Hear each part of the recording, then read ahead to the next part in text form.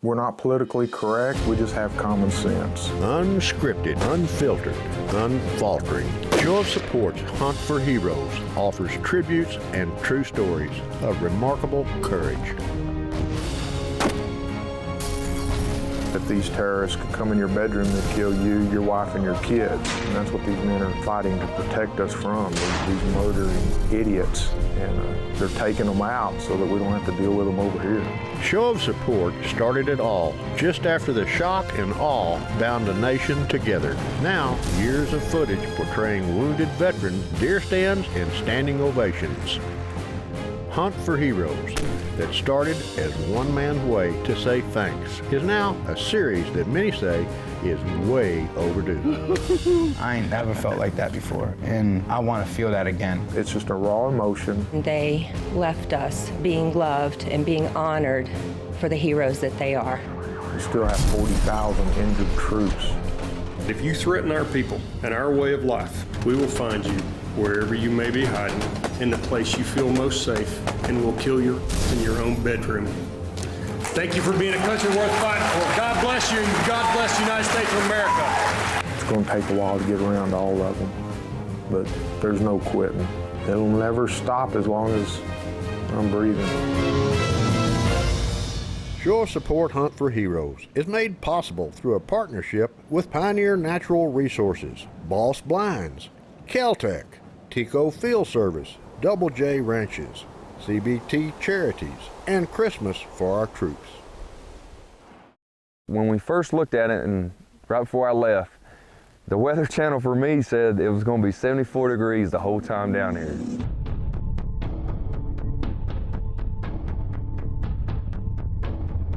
No one really ever saw it coming, but the Arctic blast that crippled the Southwest turned the West Texas desert from a hot and dry December into a frozen landscape of thick ice.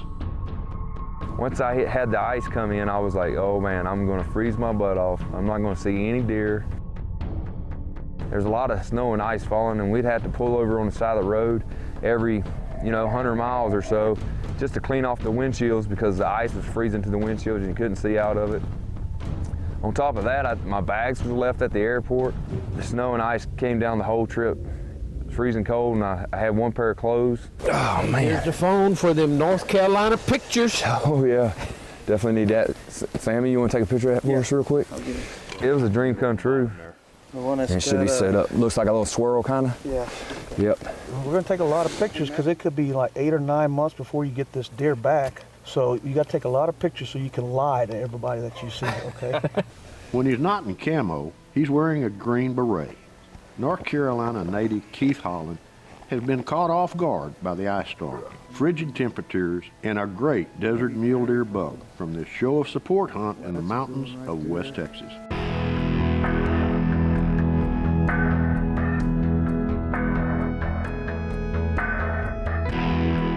It's getting close to Christmas, and winter's worst is holding West Texas hostage.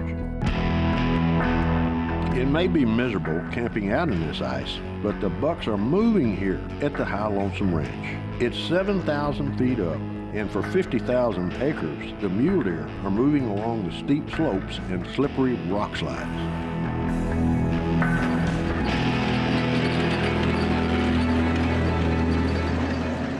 Keith Holland is just one of the 3 American heroes being honored at this hunt. Once I got to camp, it's the best feeling I've ever had to be able to hang out with these guys down here. And the guys are very professional, very nice.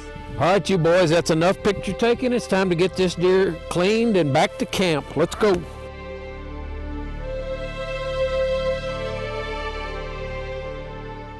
His story and his long hunt through a wicked winter storm as Show of Support Hunt for Heroes continues. Stay with us.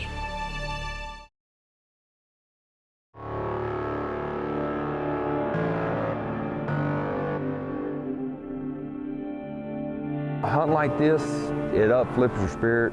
It kind of takes you out of the gutter if you're in the gutter. It gives guys like me that's been wounded in combat just a different look at life, and gives us something to look forward to keep carrying on and doing what we need to do. The High Lonesome Ranch. It stretches for 50,000 acres through the mountains of West Texas. For Special Forces soldier Keith Holland, it's a mule deer hunt beyond his wildest dreams. I've actually hunted all my life. It's been in North Carolina the whole time. I have lifetime hunting license. Since I was old enough to hold a little .22 Papoose rifle, I've been hunting squirrel and rabbit.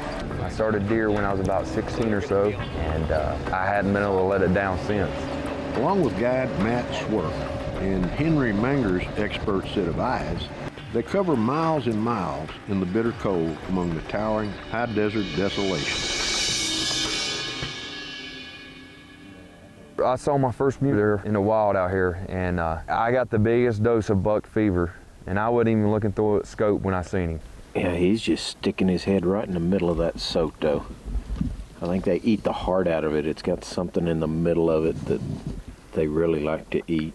Yeah, he's going to town on it, ain't he? He's just shaking his head, and I guarantee those things poke him, and they don't care. They just, must be something really good. I seen that first buck, and I was like, well, why ain't we shooting it? Matt was like, well, he's a little young, and I said, well, what's a little young to you? Because he looks like a shooter to me.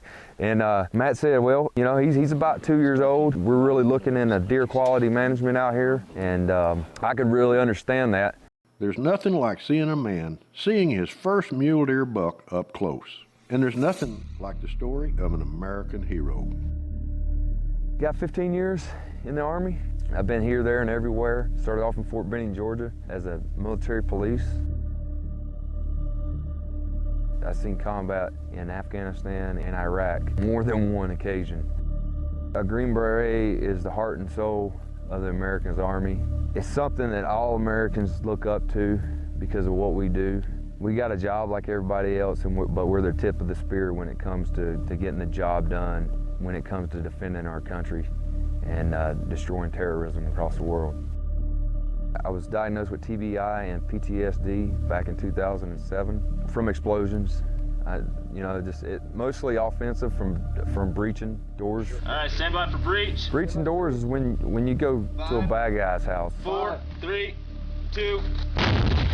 When we knock on doors, we knock on them really hard. It involves a big boom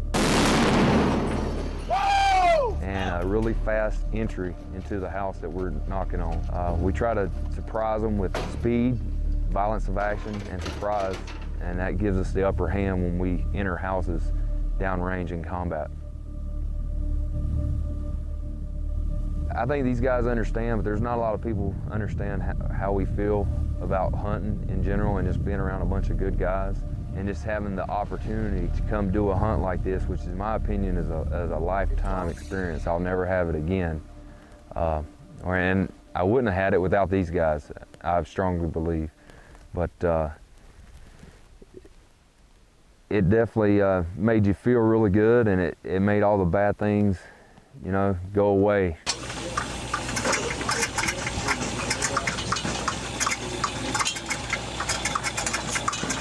At first, when I pulled in, the camp I seen tents, and I was thinking, well, what kind of camp is this going to be? Because, in the Army, we always sleep in tents. But I was thinking, ranch. I was thinking, hey, a house or something like that we'd stay in. And I seen the tents, and I was like, oh Lord, what are we getting myself into? Keith's about to find out what he got himself into. After a day of hunting in the brutal cold, he faces brutal news delivered by Texas oil legend and ranch owner Clayton Williams. I got a report from one of our hunters that was on the interstate going to the east, and the highways were frozen over, and he was only making 5 miles an hour. He sent word to us, do not come. Yesterday I heard somewhere was 70 or 80 wrecks. Now with that ice store, it's going to be bad. So, and my wife says, do not come. If you got groceries and bedrolls, you might make it. People that are deer hunting may have some equipment, but a lot of people wouldn't even have that. As word spreads through camp of the hazardous conditions on the highway, all these gathered here are stranded. An unlikely lot, or maybe, just maybe, they're the luckiest folks in all of Texas on this cold night.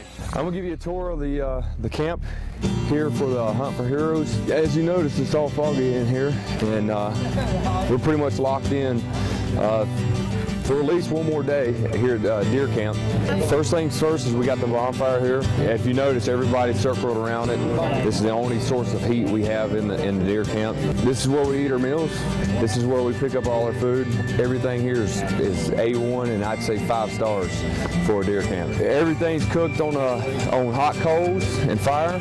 Each guy has a tent and he rooms with a Battle Buddy per se. They provided us with about 4 inches worth of foam pads, keeps us off the ground. This is the gun that the Hunt for Heroes gave to us, and the gun case, and of course all my equipment and gear laying around the tent. Now we're gonna head up to the bathrooms. This would have to be the highlight of the whole camp. It's about 72 degrees in there, and I'll show you why here in a minute. So here's our bathrooms. If you notice, pretty small area, but it's got enough room to get dressed in your hunting clothes. And it's warmed by this little space heater over here, and it's nice and toasty in here. I've heard stories of guys sleeping in here at night when it was like 0 degrees, so it's a place to be when it's nice and cold outside. If you're looking to stay warm and have a good time at deer camp, this is the place to be. I don't know how many days we're gonna be here due to the weather, but as long as the food's here and the hunting's good, I'm gonna be here forever.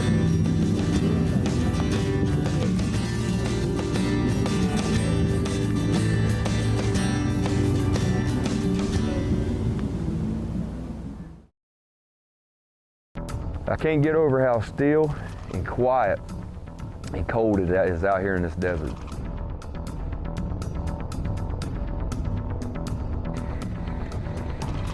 All the way from Fort Bragg, North Carolina, Green Beret Keith Holland is enjoying his current status as stranded in a hunting camp. A few miles away, the brutal winter storm has claimed several lives, and the interstate that cuts through the West Texas mountains is a dangerous, wreck-scattered field of crashes. But here, by the campfire, is where Keith listens to the stories of one of the most famous Texas wildcatters of all time. When I first heard about Clayton Williams, I really didn't have a clue about him. And then I got down here and I started talking to the guide, was talking about what type of a man he was and hearing the stories, that he ran for governor.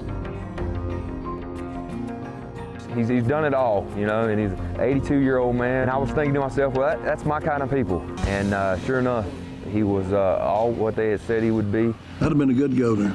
I was dedicated to it.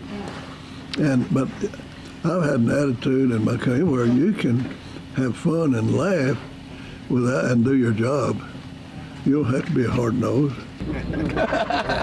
He may have never made it to the governor's mansion, but Clayton Williams is the biggest name in the entire Texas oil industry. He's been a huge contributor of Terry Johnson's show of support since day one, so long ago.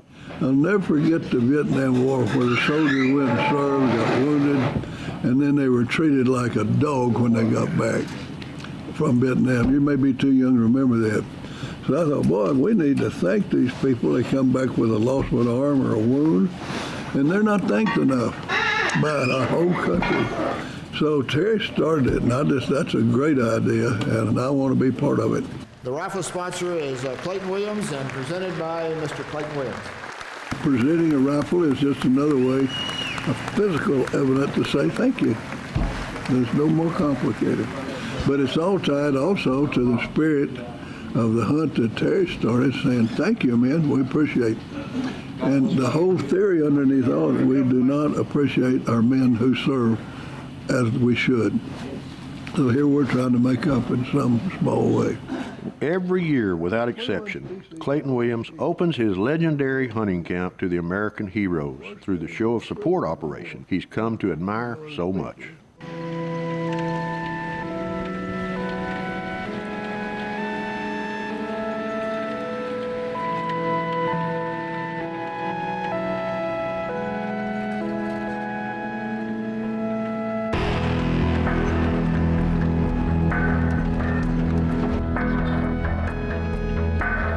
Every morning brings with it more ice. Keith Holland and his crew, cloaked in cold, are about to find a great mule deer buck, like a gray ghost out of the thick fog, as show of support Hunt for Heroes continues.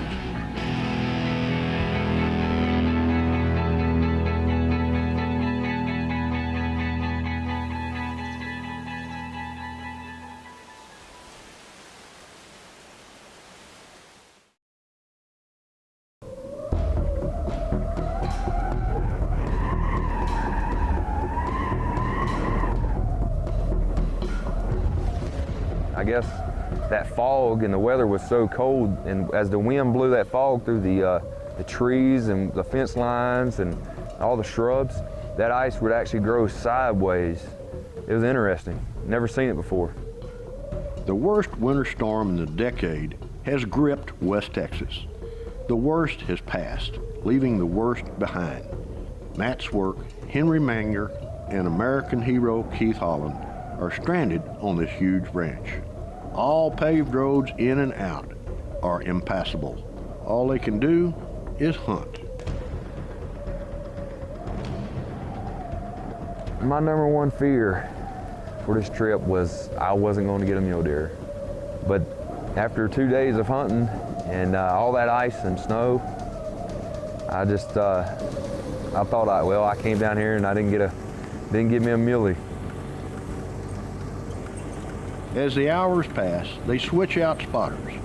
Sammy Lissy takes Henry Manger's place in the bone-chilling high seat, and Sammy has a way of spotting even the slightest movement in this frozen desert. Hold it, Matt. Okay, at 11 o'clock, there's a couple deer. My heart started pounding, and then I seen another buck, and all we seen was running in circles. And it was the biggest thing I ever seen. You got him? Yep. Looks like it's about right at 270. Okay, if we back up, we'll be able to walk back up this hill and they won't see us. When we seen them, the only thing I was worried about is they were going to walk off and I wasn't going to see them again. They was going to drop off in the ravine, get behind some trees, and we wasn't going to have a chance to even get a good shot at them. Okay, right there. All right, I'm gonna get the sticks. We'll get out.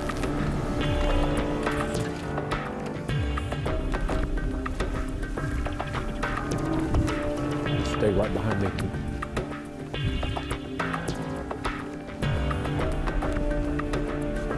They may be stranded, but there's comfort in this cove, and they'll tough it out for hunting's finest hour.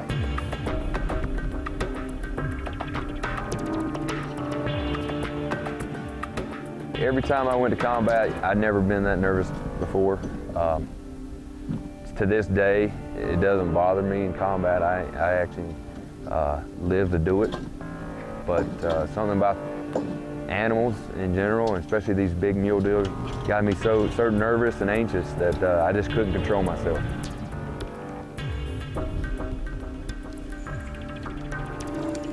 We gotta shoot the right one. So come on up here. I was definitely amazed at the body size. The body took up pretty much the whole scope at that distance. The one in the back right now, walking down the hill to the right. Once I got my crosshairs on him, I stayed on him the whole time. Calmed my nerves down a little bit. I still was breathing heavy. You know, that's when my training came in, and I took a couple of deep breaths to my eyes and just gave a quick blink just to freshen that eye up. Never took the scope off the deer. Now he's on the left. It seems the uphill buck is limping. Keith's got his crosshairs on the animal that's pushing the limping buck.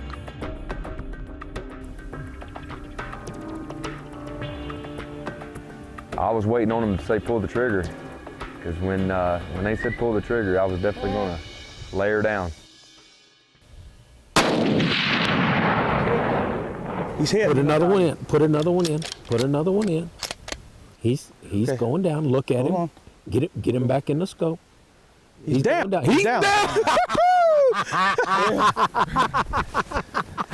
Yep. Have you ever killed one like that before, First Bubba? mule deer period. I appreciate y'all. Good Best thing ever. Good shoot. Good. I was definitely the warmest that I've been all day, because all that blood pumping, it was like in slow motion, like I'd never make it.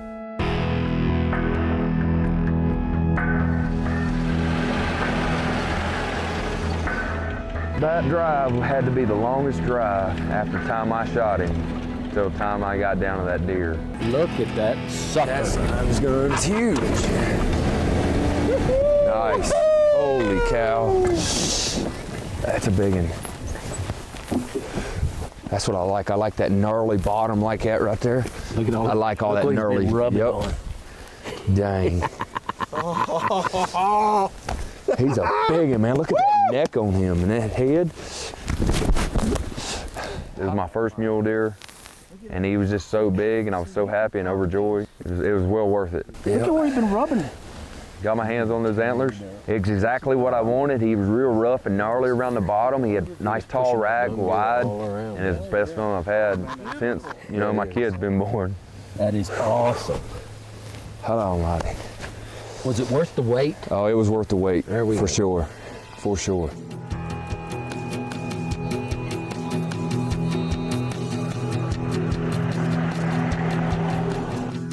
Only in the West Texas mountains can you turn winter's worst into hunting's best. When word gets back to camp, we know an 82-year-old man who will smile as he does every year.